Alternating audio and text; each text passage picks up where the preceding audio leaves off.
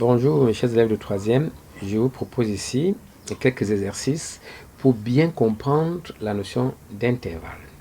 Donc ici, le premier exercice, on nous donne une double inégalité, moins 2 est strictement inférieur à x qui est inférieur ou égal à 3.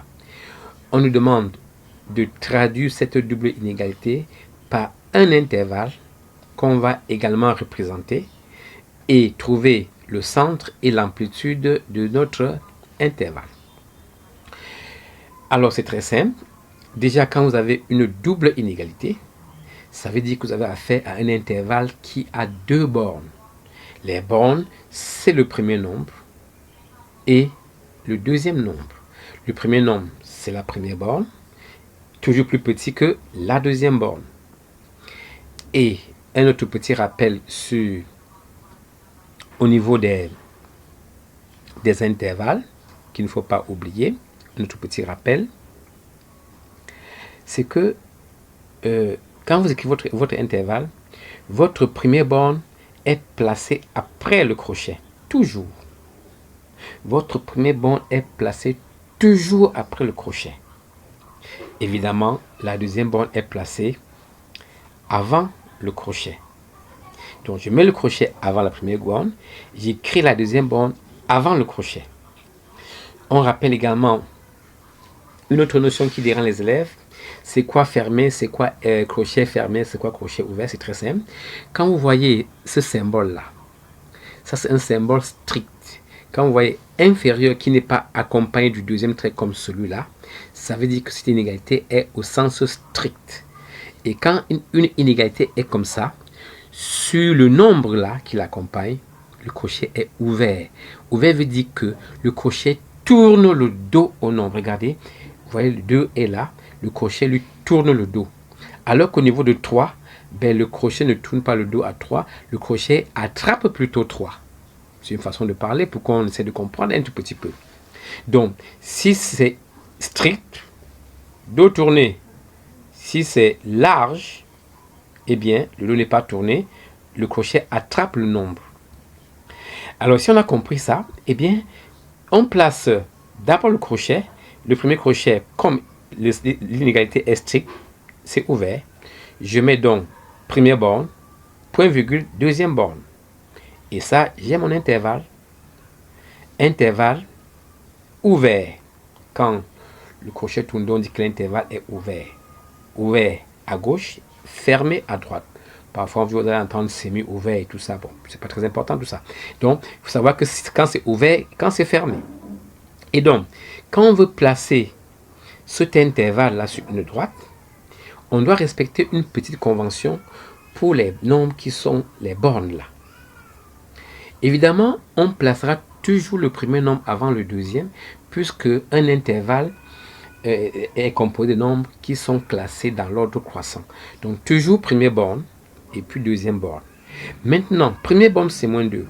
Alors, quelle est la convention pour expliquer que l'inégalité là est au sens strict? Eh bien, on met un petit rond. Sur la première borne moins 2, c'est un petit rond. Alors que là, c'est un point. Donc, le point veut dire que sur la borne là, il faut fermer le crochet.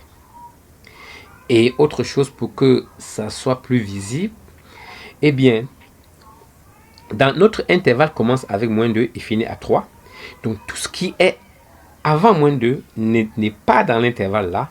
Et bien, nous pouvons assurer tout ce qui est avant moins 2 pour expliquer que la partie qu'on a assurée ne convient pas à l'intervalle. Cette partie n'est pas dans notre intervalle.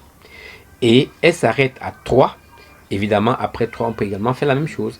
De sorte que on voit de façon visible l'intervalle qui est considéré pour notre cas, moins 2 à 3. C'est l'intervalle qui est tout blanc. Il n'y a pas un trait sur lui. Voilà. Et en ce qui concerne l'amplitude, c'est tout simplement la différence entre la deuxième borne et la première borne. C'est tout. C'est l'amplitude qu'on appelle encore la longueur de l'intervalle. Donc, 3 moins. La différence, c'est moins. Donc, première borne moins deuxième borne. Moins par moins, ça fait plus. Donc, notre amplitude, ça fait 5. Et le centre, c'est la somme des deux bornes qu'on prend la moitié. Donc, la moitié de la somme des deux bornes. Donc, première borne plus deuxième borne, le tout divisé par 2. Ça, c'est le centre de notre intervalle. C'est-à-dire que si nous voulons chercher de la première borne à la deuxième borne, où se trouve le centre? Mais le centre se trouve ici à 1,5. C'est-à-dire que si nous faisons par exemple une unité droite graduée et qu'on fait la graduation, on va voir notre centre se trouve à 0,5. Voilà le premier exercice, le premier exemple où on a un peu insisté pour qu'on comprenne très bien ce qui se passe avec les crochets ouverts et fermés. Dans le deuxième exemple, nous avons un intervalle qui n'a pas deux bornes. Et donc cet intervalle est décrit par une seule inégalité. On n'a pas une double inégalité parce que notre intervalle n'a pas deux bornes. En fait, l'intervalle n'a pas de borne parce que lorsqu'on dit borné, l'intervalle est borné lorsqu'on peut commencer quelque part et finir quelque part. Donc l'intervalle qui est formé avec une seule inégalité est un intervalle qui n'est pas borné. On dit un intervalle encore à l'infini. Donc par exemple, quand je veux déterminer l'intervalle des nombres qui dépassent 4, donc ça c'est x strictement plus grand que 4. Ça veut dire que tous les nombres qui dépassent 4, donc 4 ne fait pas partie de ce nombre-là. Mais dès qu'un nombre dépasse 4, il fait partie de cet intervalle-là. 4,00. Dès qu'on dépasse 4, mais on ne compte pas 4. Et donc, comme on l'a expliqué plus haut, comme il n'y a pas un deuxième trait pour marquer l'égalité, le crochet sera ouvert. Et donc, ça sera tous les nombres qui sont à droite de 4, après 4. Donc, cet intervalle, on le trouve comment? Eh bien, on écrit 4 puisque ça commence sur 4, même comme 4 ne sera pas compté, mais ça commence sur 4. Sauf que 4 n'appartient pas à l'intervalle, puisque le crochet est ouvert, mais dès qu'on commence avec 4, eh bien, on va jusqu'à ce qu'on ne s'arrête pas, à l'infini, puisqu'on ne connaît pas, ou les noms ne s'arrêtent pas. On sait seulement que c'est plus grand que 4. Voilà cet intervalle. Et on peut également l'illustrer comme ça. 4, on va mettre dans un rond comme 4 n'appartient pas, puisque le crochet est ouvert. Et tous ceux qui sont à gauche de 4 ne conviennent pas. On va les barrer. Mais tout ce qui est à droite, ça marche.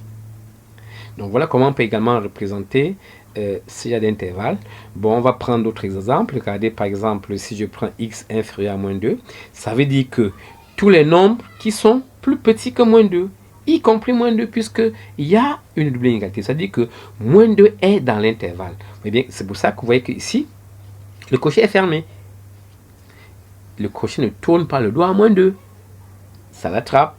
Donc, dans l'intervalle des nombres plus petit ou égaux à 2, moins 2 à l'intérieur, puisque c'est plus petit ou égal, là c'est inférieur ou égal. Bon, on peut prendre d'autres exemples pour illustrer ce qu'on a expliqué un peu plus haut.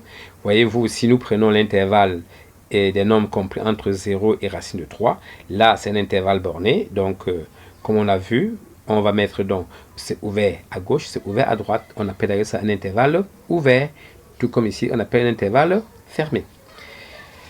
Alors, voilà, chers élèves, la première partie sur la notion d'intervalle, intervalle borné, intervalle non borné.